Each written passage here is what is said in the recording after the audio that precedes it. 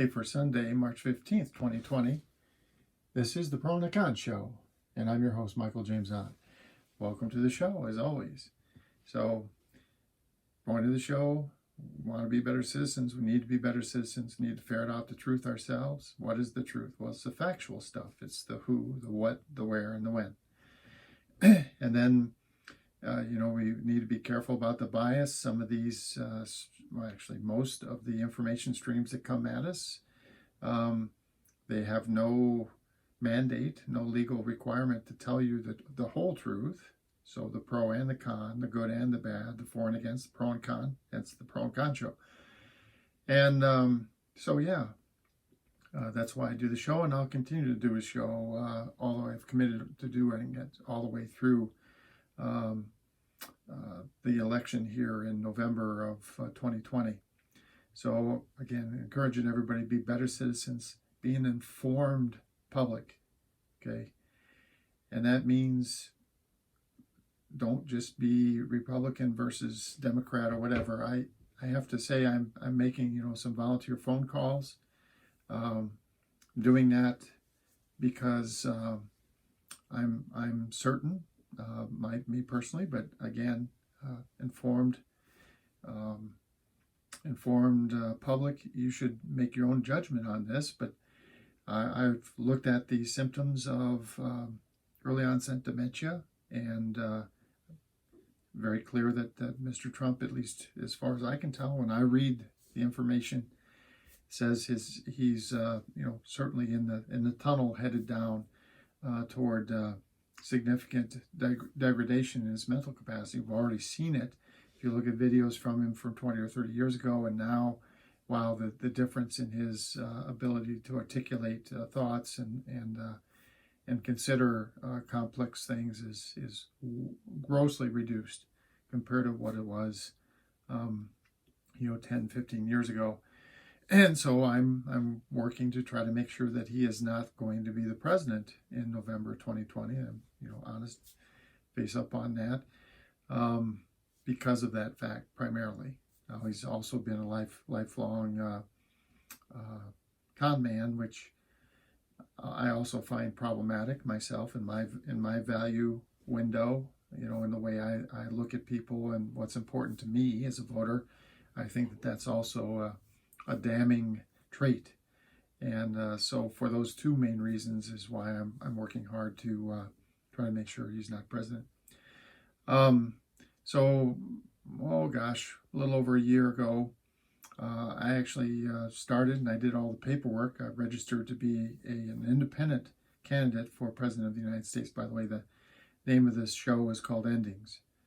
So a few things are ending. So one is the bull market. Because of the coronavirus thing, the bull market has, it's had its spine snapped, if you will. It's now officially a bear market. It's the stocks are down solidly 25, even approaching 30% kind of thing. And so the bull market is broken, and now we're officially in a bear market. For how long, we'll see. We'll see what happens with the coronavirus. But that's one ending.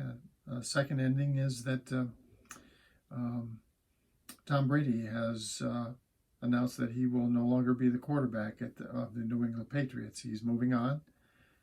He spent, my understanding of the news reports, Mr. Kraft, Bob Kraft, also authenticates that they spent several hours together.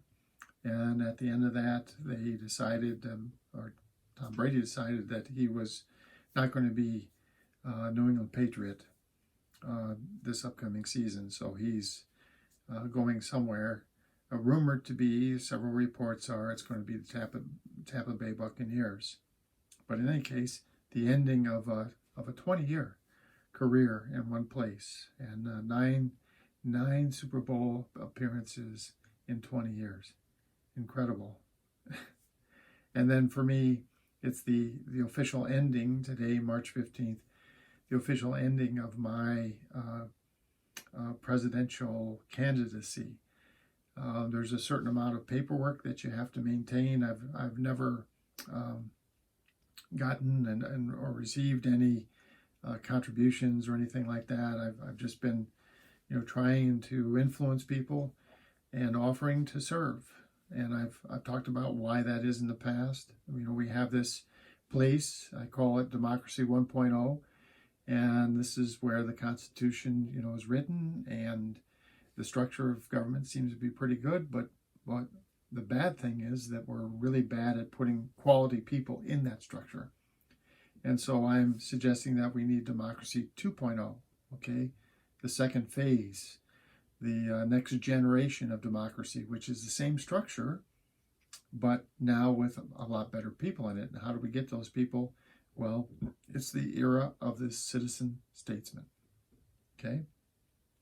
So just like jury duty, there's a large pool of people that are randomly selected every election year, and they're a pool of candidates, okay? They're a pool. And then just like jury duty, you have to submit to certain requirements. You have to do certain things. In the case of jury duty, you have to, appear at a courthouse and answer questions about your ability to perform as a jurist. And in our case, we'd have these candidates that would, have to answer questions about their education and their work history and whatever else, and maybe some of their referenced people, work colleagues, neighbors, and friends, and so on, would be also required to submit some kind of description of what they think about these people. But in any case, there would be this screening process, and all of us, there'd be this centralized, very secure database that anyone can look at, and it just uses biomarkers, so facial recognition, fingerprints, thumbprints, these kinds of things, to make sure that it's the same person, and that there multiple people aren't trying to use the same name or vote or whatever. And then step by step, we just use judgment of people just like you and I to look at these people and say, okay, I think these people are better. I think I would like to see them. I think they make better representatives, better senators, a better president of the United States. And these people are not so good. And so you guys forget about it. You're done. Don't worry about it. No service is required. And this is how we would get much, much, much better candidates into our office. Okay, so that structure that I talked about, Democracy 1.0, we need better people in that structure. That's what we need. Okay. Now, so the question and the main reason why I did what I did was, one, to try to bring, to try to highlight that this is a possibility, and two, how do you get from point A to point B? That's the problem. How do you get from Democracy 1.0 to Democracy 2.0 in this era where there are two political parties, and most of us are so heavily vested into that structure? It's just become the norm. It's our pappies and our grandpappies, whatever, it's been going on forever. So, how do we make that transition? Well, I'm suggesting that, one, it needs a groundswell of people like you and I to do that, and then two, it needs somebody, and could be me, could be somebody else, but someone, I think, in that top office that acknowledges that this is a great way to go, and we form a sandwich, the bully pulpit of the presidency, and then the growing agreement amongst the general population that this is the way we should go. And together with that kind of sandwich, if you will, we can get all those members of Congress and stuff like that to follow the will of the people and actually make it that big change, which would be, I'm proposing an amendment to the Constitution.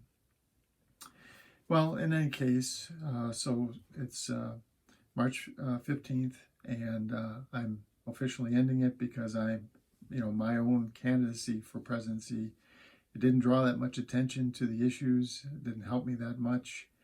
And if something happens and somehow they need somebody to be president of the United States, well, it's probably not going to be me, because no one even knows I exist. So there you go. But still offer, still do it, but not willing to keep doing the paperwork and stuff. It's it's not that many hours every quarter, but still, it's kind of a pain in the butt. So I'm stopping. Okay. So this again show is a pro and con show. Please be better citizens. Focus on the facts. Talk to each other. Be open to the pro and the con, the good and the bad, the for and against. And yeah, so it's the end of my little presidential candidacy. So until the next show, though, which the shows will continue to go on, because I'm going to keep trying, and we'll keep trying. I'll keep trying, and until the next show. Bye for now.